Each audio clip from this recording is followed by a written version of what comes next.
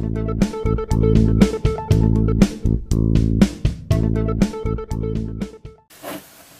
time to time, well actually, tell a lie, this is the first computer that's failed on me.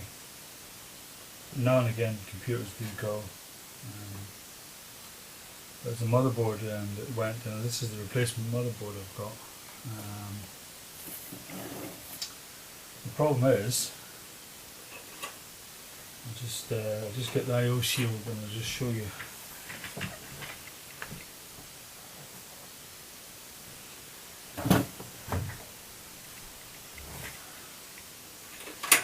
The problem is I bought this motherboard, this one here, you can see it very well, there you go.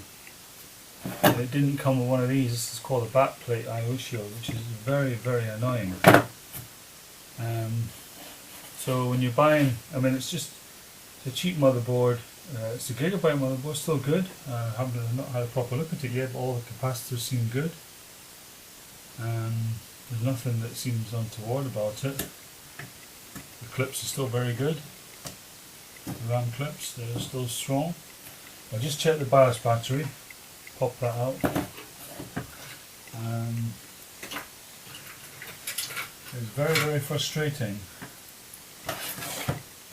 when you don't get one of these things, because they're very hard to get hold of. I'll put that CPU to one side. The Intel CPUs aren't as fragile as AMD, because the AMD CPUs, all the pins are on the CPU itself, but on the Intel, the pins are on the motherboard, so it's not quite so bad. So I'll just pop this BIOS battery out, just gently.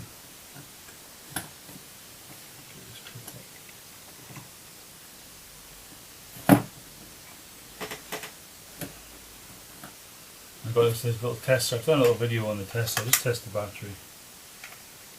Let's see if it's got any charge left in it. Possibly not. It doesn't look like it has. Look, it's dead. You can tell me if there's any charge in it. No, it's dead. Is there anything in it? It's not connecting right. Nah, it's totally goosed, that battery, in the bin. And I've got some BIOS batteries somewhere. Where are they? Just check. You see I'm wearing a anti-static strap. A good thing to have when you're working on components. Just check, see if we've got any batteries, any BIOS batteries. Yeah, I've got some here.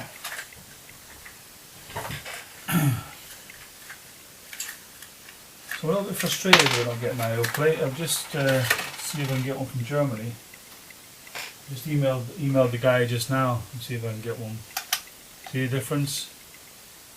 You can see that, yeah, swung around to green. So pop that in. You have to do that when you get a second-hand motherboard. You have to check for things like that. That's it in. It's reset the BIOS manual, but it doesn't matter. So we'll just touch the case. I'm going to touch the play around with the CPU now. Not play around with it, but you know, pop it in. You see that okay? I'm just going to pop the CPU in. You just pull this retention lever out. So let's see if we can, there we go. Pop this up like that. And the socket is keyed. It's got two little notches in the thing. And there's corresponding notches on the actual CPU. If I put my hand by it, I might be able to silhouette it somehow. I'm going to turn this light on, see if we can get any more light on the situation. Or is it going to cause shadows? It'll cause shadows. Put this backlight on. It's causing shadows as well. I'll put this light on. A bit brighter. There we go. It's very simple to install one of these things. There's two little cutouts there, and that's where you put your fingers, like so. Now I'll do this left-handed so you can see what I'm doing. It just pops in, line up with the grooves, give it a little wiggle, make sure it's lined up with the grooves. Pop that down. There's a little bit of resistance as it goes down. And need something to hold on to. And that just pops underneath there. That's so. That's it. Now all we do is pop in the ram. Grab it by the edges and line it up. There's a little groove in the ram. See a little groove? You can see that very well. Put the strap out of the way.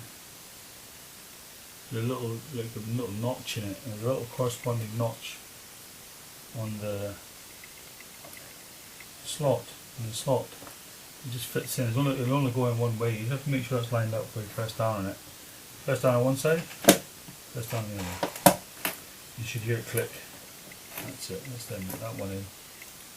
This is only the temporary ram. There's some on eBay, coming from eBay. It hasn't arrived yet, but it's the time of year it is, so it's to be expected. You just do the same again. Just press down, because that board's not very strong.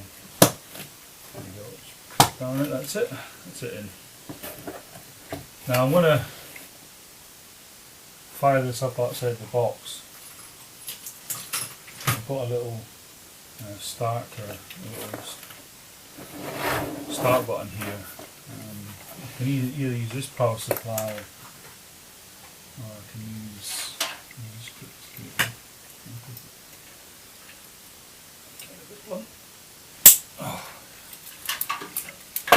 I might just use this cable a bit long enough and get it to reach. I don't think it'll reach, to be honest. Even handy if I could use that power supply. Oh, got to put the fan on. I have to put the fan on. CPU fan, I can get one.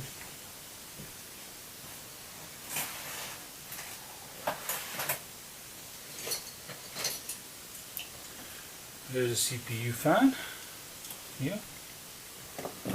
Let's hope this one fits. I need some thermal compound. I'll show you how to do that. Jumping ahead of myself there. So thermal compound goes on. I use one of these things. It's an artist's spatula or knife. Artist's knife. And what we do, up and down quite a lot today, is get some alcohol, rubbing alcohol, whatever you want to call it, and a little earbud. Drop a bit of this in on it, and then rub it, clean the CPU with it. As simple as that, it's pretty straightforward. That's it. There was hardly any dirt on that. I'll show you the what you can see. As you can see the dirt, tiny wee bit of dirt on it. And then just do the same with the fan. Just give that a wee clean. I mean, I've had this stuff for ages and it's still, I've still got loads left. I've done loads of CPUs. Just drop a bit on there. And give it a clean on the other side. It just makes a nice clean contact. I don't know if the CPU coolers, this motherboard I think takes a different cooler, but this one might fit. It's an Intel cooler, but I'll just see. A clean bit on there. So that's quite dirty, that one. I'll show you this one. Should fit. There, look how dirty that is. Good job, cleaned it. Just put a lid on that thing. Don't want to spill that stuff.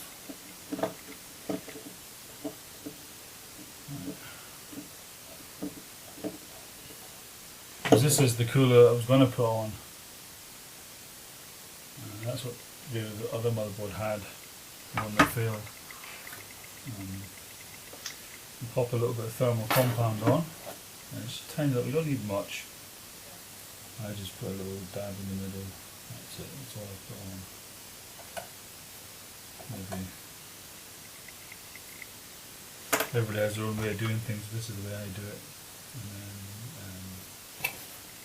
I've got a little cloth here just to clean this knife. And I'll just spread it out with this thing. As simple as that. I just spread it all over it.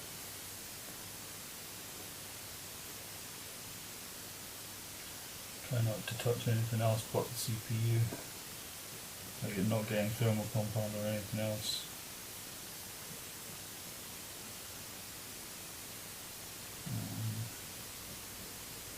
I mean, when it gets hot, it'll find its own kind of level, it'll fill in all the grooves. I mean, that's perfectly acceptable. Gap there. That's alright like that. That's how you put that stuff on. Just put that to one side. Then we pop the cooler on.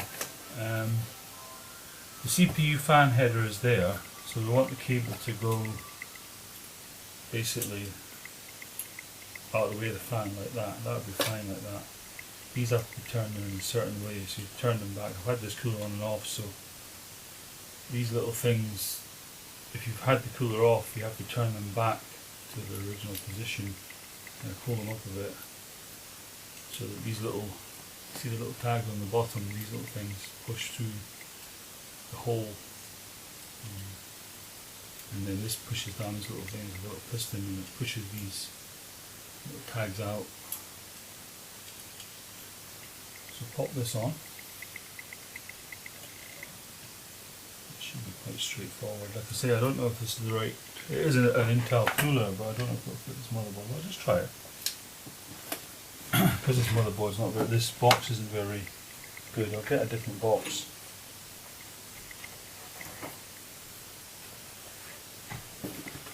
This box isn't ideal. Get this thing out of the way.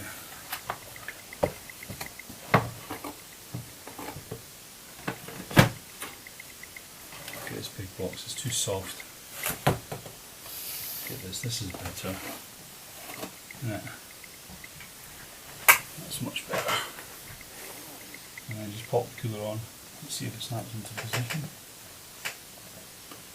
It seems to be. Not making clicking noise though. That did. That didn't. I don't think it's the right cooler for the job, to be honest. It seems to be going in right. You just, if you get that's the case, you simply take it out. But the other cooler is the right pain to fit. If that's the case, if it's not the right cooler, simply take it out. I've hardly touched it. But, I mean, it should fit. I don't know why it's not fitting. I'll give that another go, see if I can wiggle it about a bit.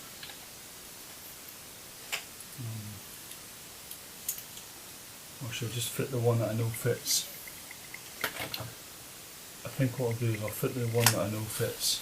This is a bit more involved.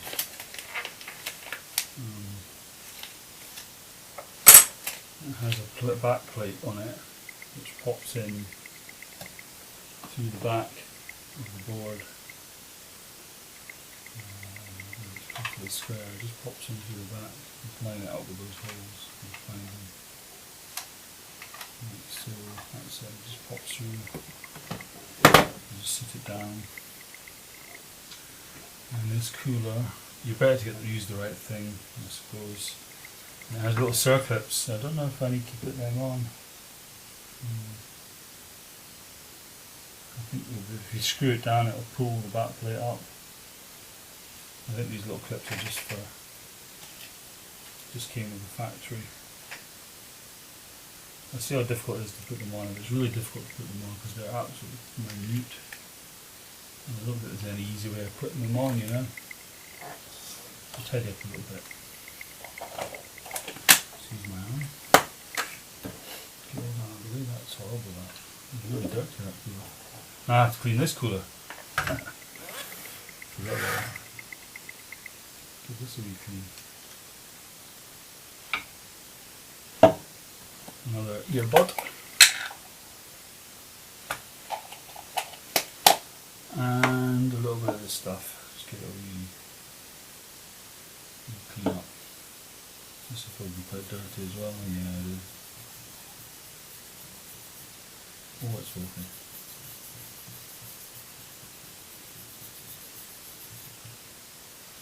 Maybe more.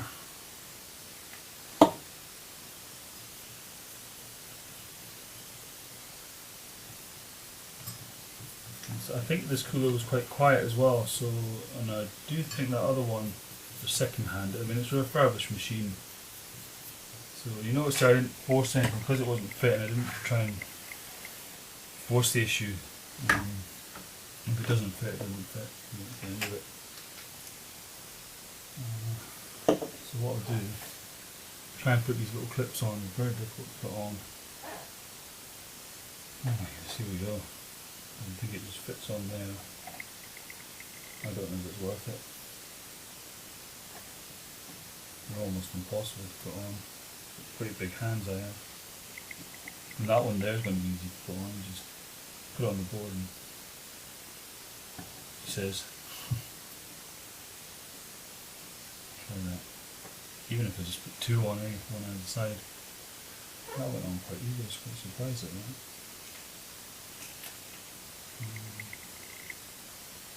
Be better to wear an anti-static strap. I mean, I'm working, carpet in here is not thick pile, but I am working on carpet and there's more chance of static shock. You don't kind of see or feel static. Anti-static, there we go. Most of the time. It seems to be going on okay, so I'll just put as many on as go on. I hope this fully fits. Because they're not pleasant to get off. Two little tiny screwdrivers, and I don't want to do it on a motherboard that works. Wasn't bothered about the one I took the CPU cooler off because it was broken. It's not a motherboard I actually bought this system. I didn't actually buy the motherboard. I got hold of the computer for free, and the motherboard was just bad. Simple as that. I'm always touching the case just to get rid of the static shock, static energy. So here's the cooler, and this one just slots on and screws down. It's as simple as that. So just pop it on those four standoffs. Make sure it's lined up okay. And just make sure there's no fouling of the capacitors, which it isn't, all the way around. See, they're capacitors, those things. See them, the capacitors. Make sure that the cooler's not touching them, and it isn't.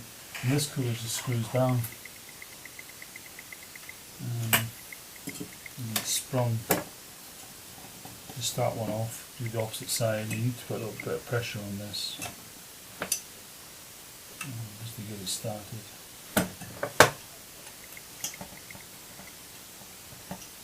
Once you get it started, it's okay. That's what you got to watch when you buy a motherboard, second-hand motherboards. It's my fault. I didn't look in the listing properly. I just assumed, and it's stupid just to assume.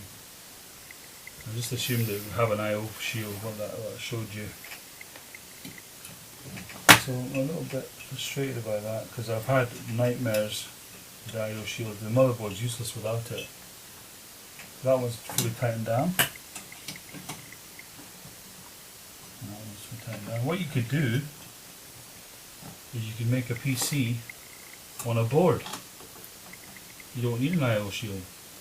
Oh, that would be an idea. That one not going in. That's it now. They're all nice and tight. Let's go around again, just quickly. Just tighten them down. You need a good contact with the CPU and the cooler. Not too tight. Just nip them up. You don't want to ratchet them up. And that's that one. We just simply plug this in. It just goes into the 4-pin. It's a 4-pin CPU fan and a 4-pin header on the motherboard, and it just pops on. That's it. That's all. So we can try and test this now. If this is long enough, and it isn't. Here's my power cord. The power cord is over there. I'll get it. It's on. Just get this cable out of the way. Power gun, I'll get out a little power supply.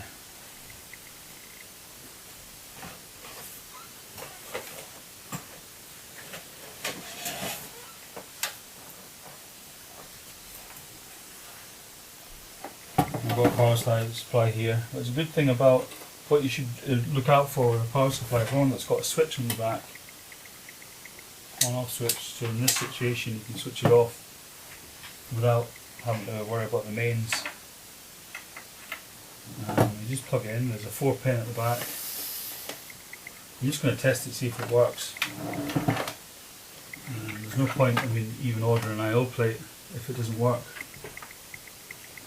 So plug that in there, that's plugged in. And plug the power, bring this round, and plug the power into here. This 24-pin, and it's keyed as well, just the same as that one with keyed.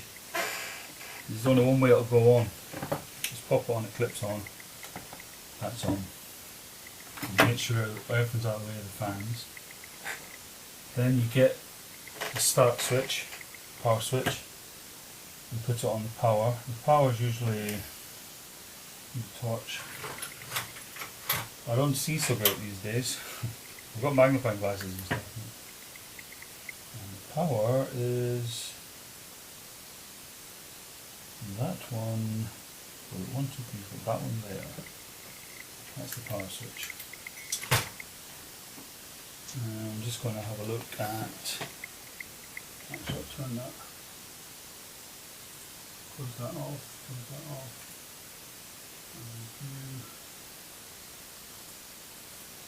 Turn that all off. And plug this in. Make sure the power's off. Turn that on and hope it'll boot up. Yeah, it boots. I didn't plug the video in. I'll have to plug the video in. Find the video cable. Well, it seems to be working. Let's see if it boots into BIOS. Where's the video cable?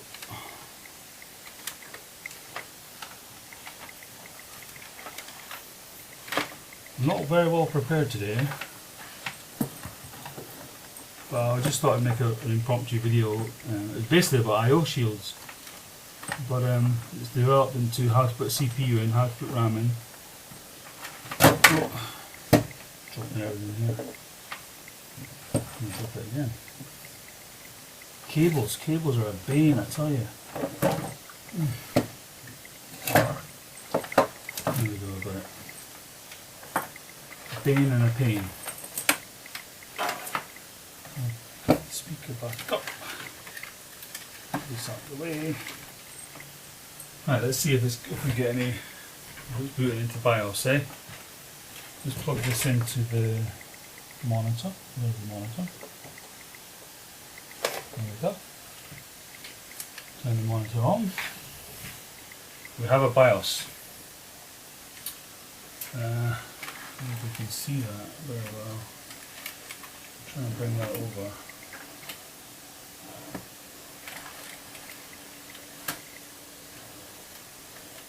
There we go, see that?